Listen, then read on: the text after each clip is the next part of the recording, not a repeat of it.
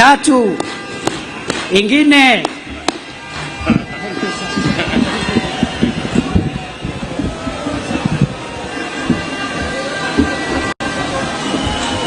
Asante sana. Tafadhali tunaweza kuketi chini. Asanteni sana. Thank you very much.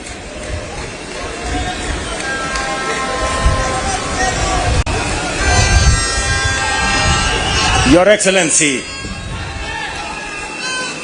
Abraham Kithure Kindiki, Deputy President of the Republic of Kenya. Excellencies, Mr. Speaker of the National Assembly, Mr. Speaker of the Senate, our sister, your leadership, the Chief Justice of the Republic of Kenya, members of the judiciary, members of the executive, members of the legislature, fellow Kenyans, hamjambo. Hamjambo tena. Bwana Yesu asifiwe. Assalamu alaikum. Hebu mnisalimie hivyo hewani nione ndugu wa Kenya.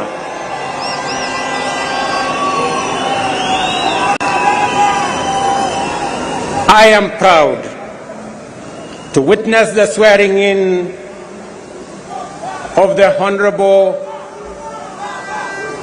Abraham Professor Kithure Kindiki as the third Deputy President of the Republic of Kenya under the 2010 Constitution. I know him as a dedicated professional whose commitment to excellence has helped us overcome daunting challenges, and as a tireless public servant on the path of national leadership. Abraham is also a patriot whose dedication to cohesion, national unity, and inclusivity is beyond reproach, an effective champion of peace and stability, and across every part of our country, and a loyal steward of our bottom-up economic transformation agenda, whom together with many others we crafted to take our country to the next level. Over the past 2 decades, I have had the privilege to witness Professor Kindiki's work as a professor, litigation lawyer, consulting attorney, senator representing Tharaka Nithi, Majority Leader of the Senate, Deputy Speaker of the Senate, the most recently as Cabinet Secretary.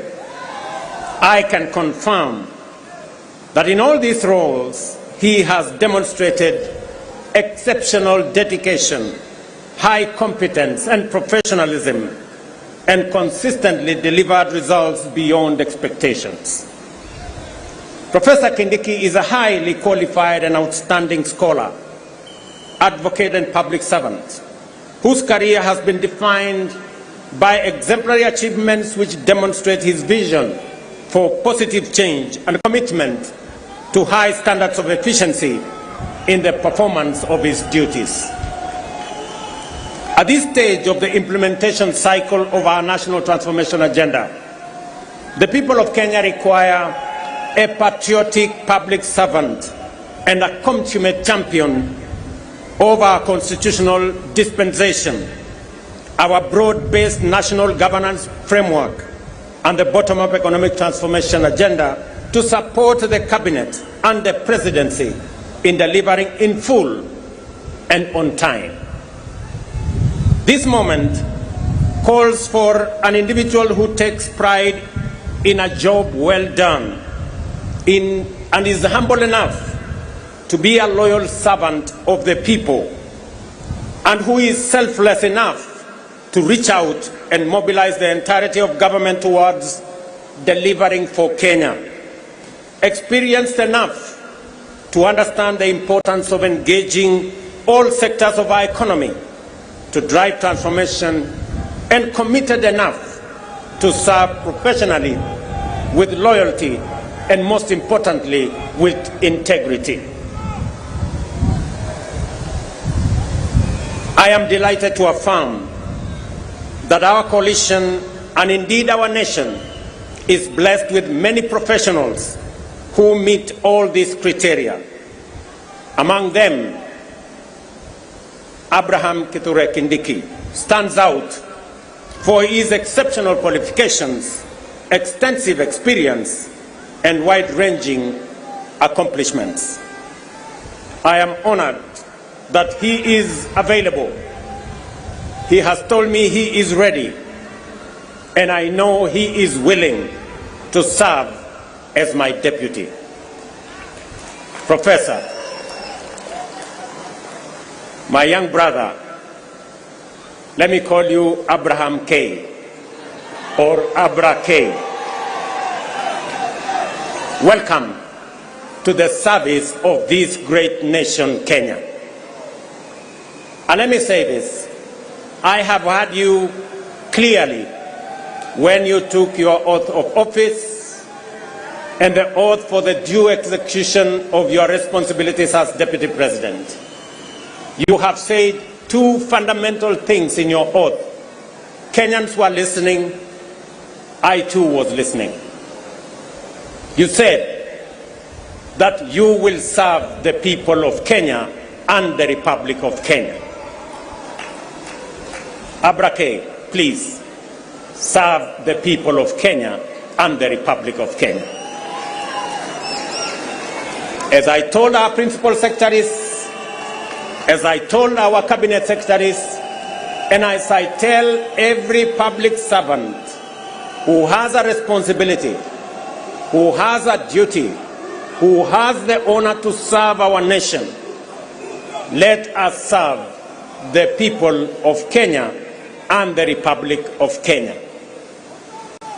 We are not here to serve ourselves or our families or our communities or our regions or our villages. We are here to serve the Republic of Kenya and the people of Kenya. The second thing that you have said in your oath, I said in my oath, I listened to principal secretaries and cabinet secretaries and others. You have said you will serve without fear, without favor, without affection, and without ill will. My brother Abrake,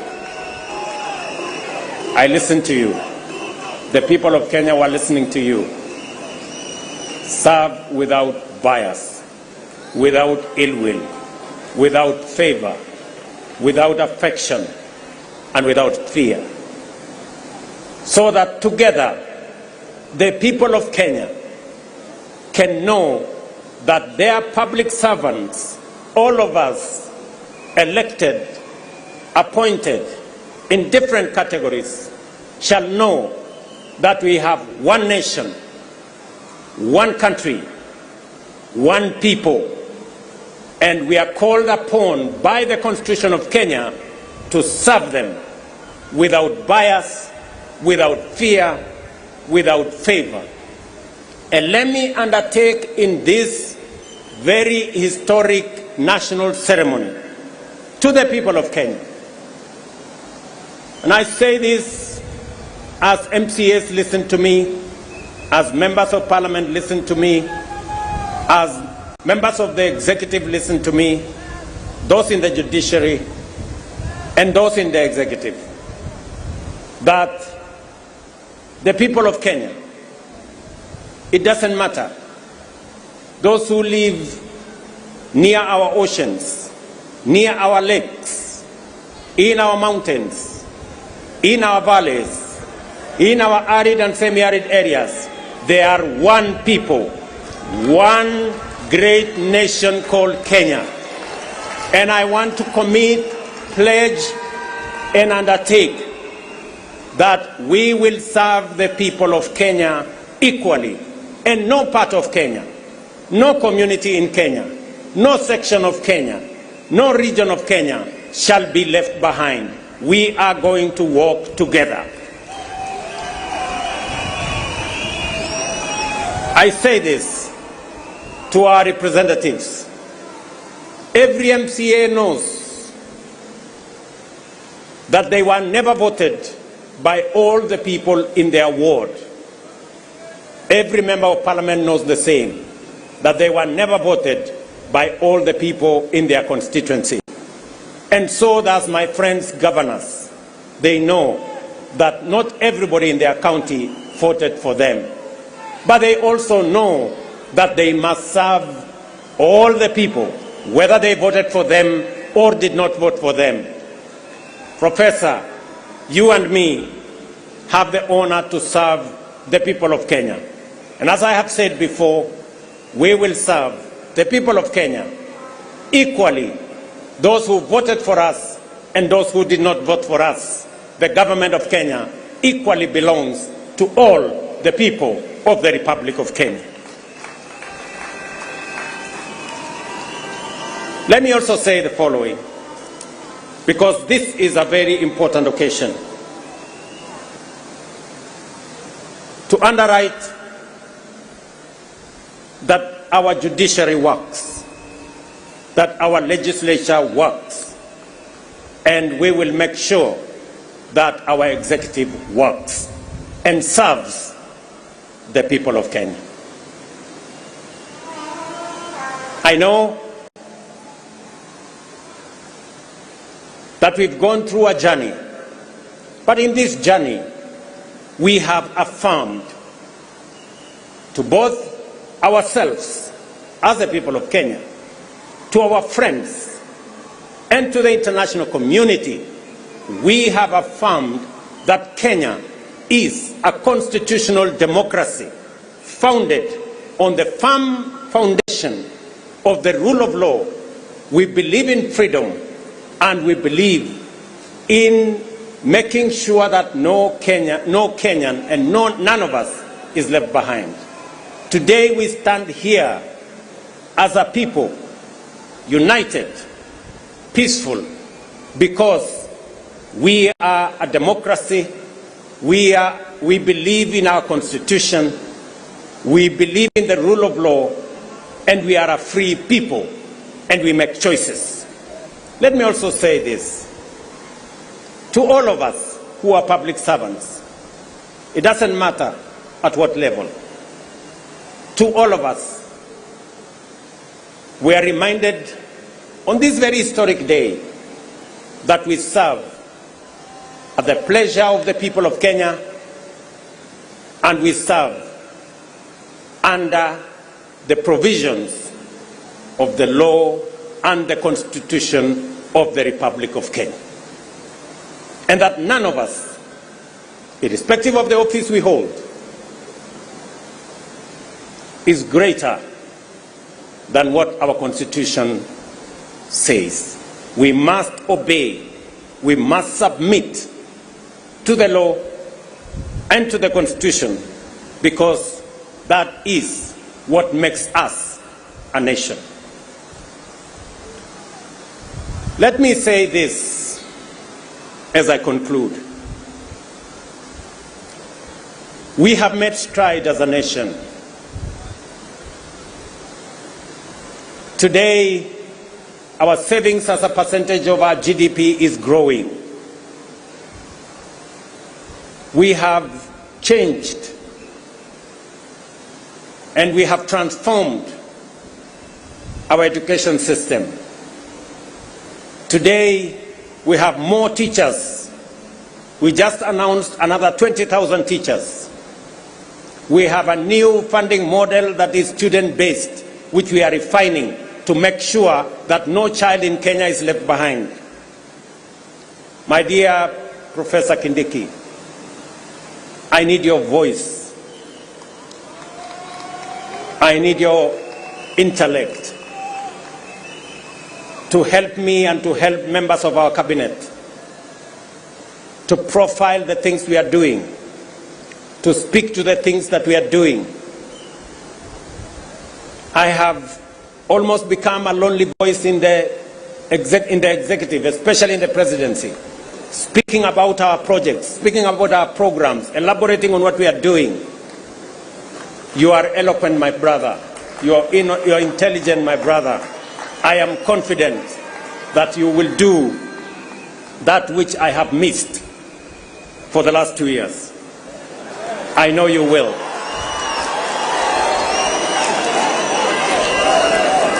We have a huge program on university funding and higher education funding. We have a huge program that today our farmers across Kenya have access to fertilizer. We have a huge program on expanding our irrigation. We have a big program on what we are doing.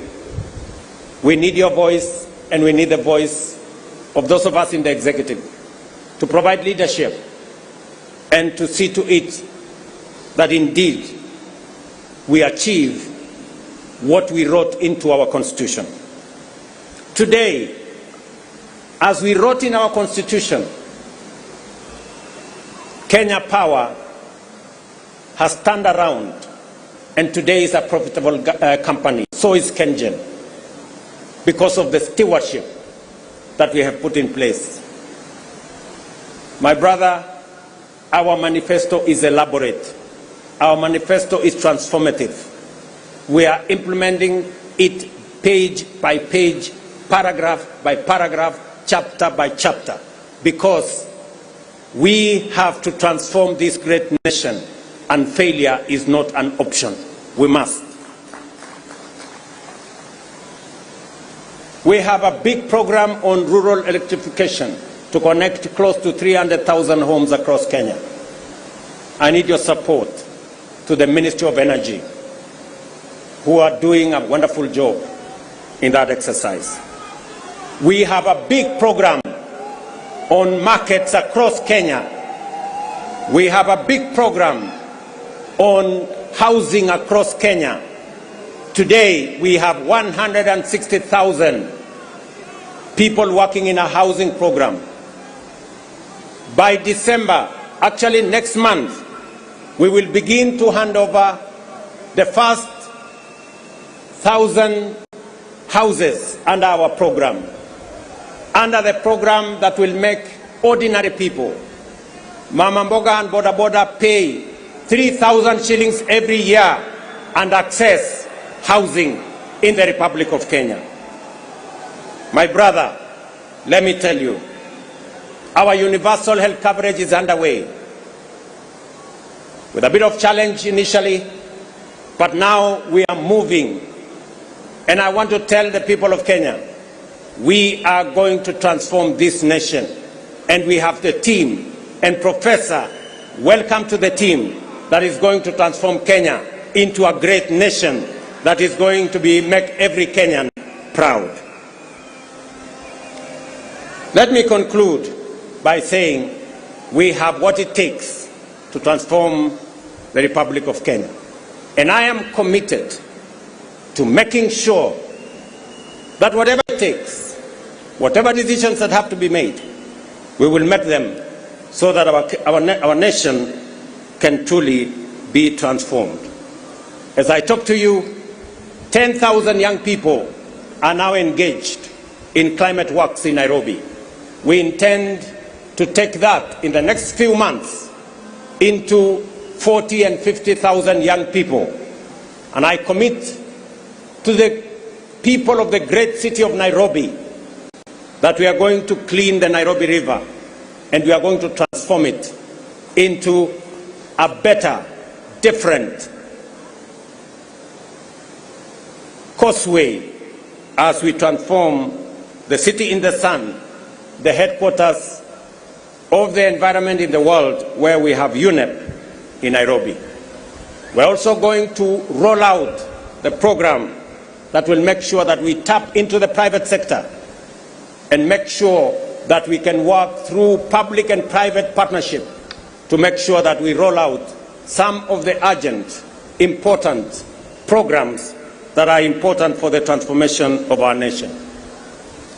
Let me conclude by asking all of us, members of the legislature, members of the judiciary, especially our investigative institutions, to make sure that we ensure that public resources are used efficiently, effectively. I call upon the Office of the Director of Public Prosecution, the offices of the DCI and the offices of the IG to work with the judiciary so that the corrupt can be firmly, decisively dealt with in the Republic of Kenya, and the citizens of the Republic can get their due in the expenditure of public resources. I know that of recent we have seen incidences of our girls, our mothers, our women who have been murdered in cold blood. And let me say this, that the DCI and all the investigative authorities in the Republic of Kenya must stand up to these criminals, and we must deal decisively and firmly.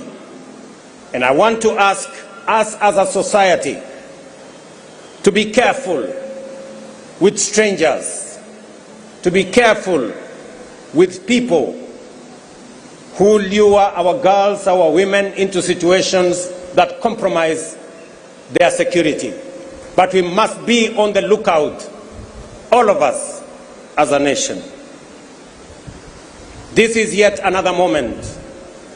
This is yet another beginning.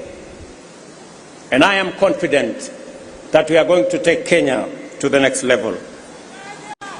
Professor Kindiki, as you and all know, there is much to be done to fulfill our commitments and set our nation on the path to prosperity. I expect you to embark on your duties with dispatch and zeal. I wish you success as you begin your service in the high office you have assumed today. May God bless you, may God bless your family, and may God bless our great republic, the nation of Kenya. Asanteni sana, Mungu awabariki, na tutasonga mbele pamoja. Asanteni. Naomba sote sasa tusimame wima kama ishara ya uzalendo wetu. Tumalizie kwa wimbo wa taifa. Wimbo wa taifa.